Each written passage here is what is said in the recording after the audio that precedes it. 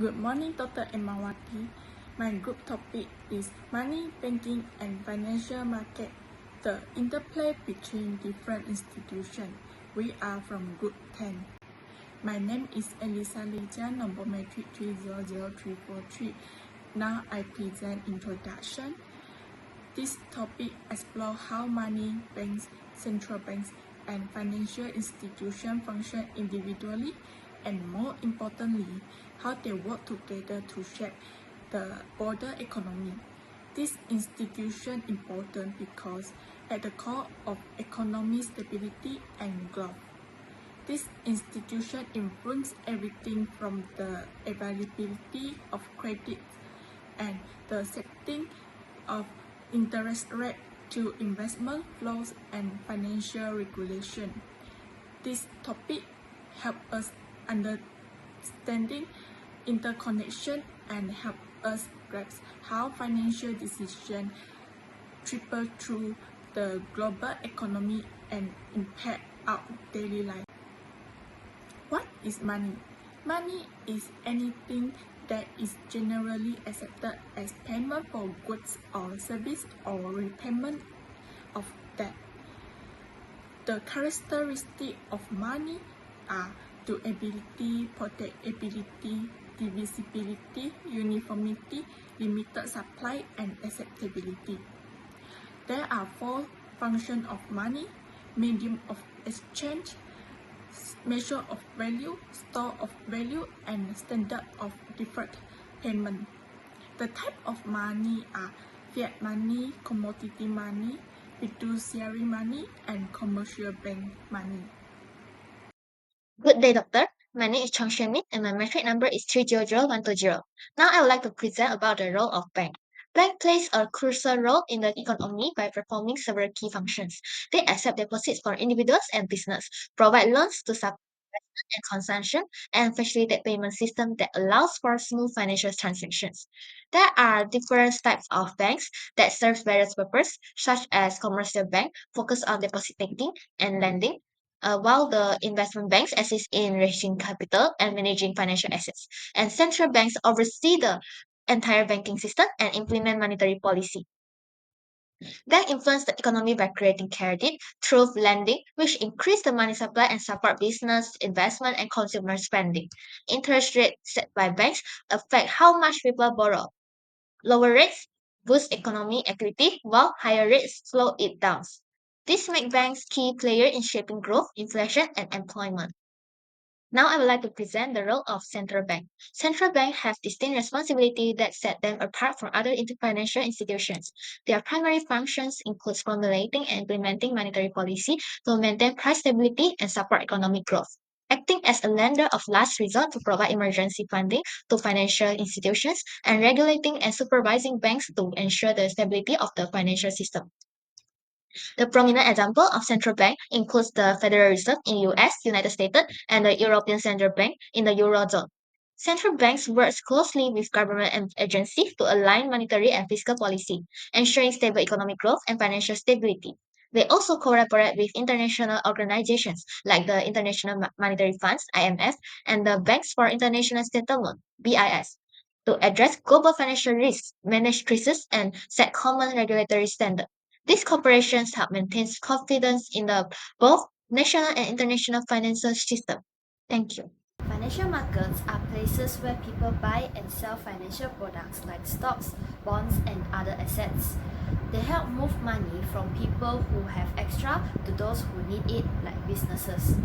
These markets also give us way to invest and manage risk. There are two main types: the money market, which deals with short-term borrowing and lending, and the capital market, which deals with long-term investment.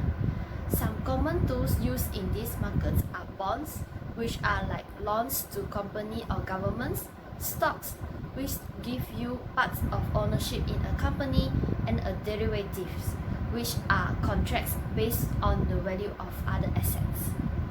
Many institutions help make financial markets work smoothly. Banks lend money and hold our savings. Insurance companies help protect us from risks. Investment firms manage money for people and businesses, and pension funds invest for our future retirement. These institutions often work together by lending, investing, and sharing risks. To keep everything fair and stable, there are rules and watchdogs like central banks and security commissions that supervise the market. Good day, madam. I will explain about the interplay between institutions. First, how banks, central bank, and market are connected. Central bank influence bank by setting policy interest rate and reserve requirement and by providing liquidity through tools like the discount window. Bank connect with market by lending or borrowing in interbank market and issuing or trading securities such as bond and mortgage-backed securities. Market affect central bank, bond yields reflect inflations and risk, and market stress often triggers central bank interventions. Next is flow of money and information. Money flow from the central bank, then to consumer and market, and throughout the economy. Information flow back. Market price signal risk and guide central bank policy. Next is how interest rate change affect market and banks. When interest rate rise, bank raise loan and deposit rate. This increase borrowing costs, reduce consumer spending and business investment, lower bond price, hurting bank portfolio, and strengthen the currency, making export less competitive. Next is real-world example. In 2008 financial crisis, supply security collapse, housing crash, and Lehman bankrupt closed lending, the Federal Reserve cut rates to zero, launched $1.7 trillion in stimulus, and gave bank emergency liquidity. Key insight, weak regulation allow market risk to collapse bank, forcing rescue. And in 2023, Silicon Valley Bank collapsed. The Federal Reserve raised rate to fight inflation. FVB security fell, losing $15 billion. A digital bank run pulled out $42 billion in 24 hours. Signature Bank fails, and the Federal Reserve launched a $25 billion lifeline. Key insight, a policy to control inflation triggered a bank crisis. These events show how connected and reactive financial institutions truly are. That's all from me. Thank you.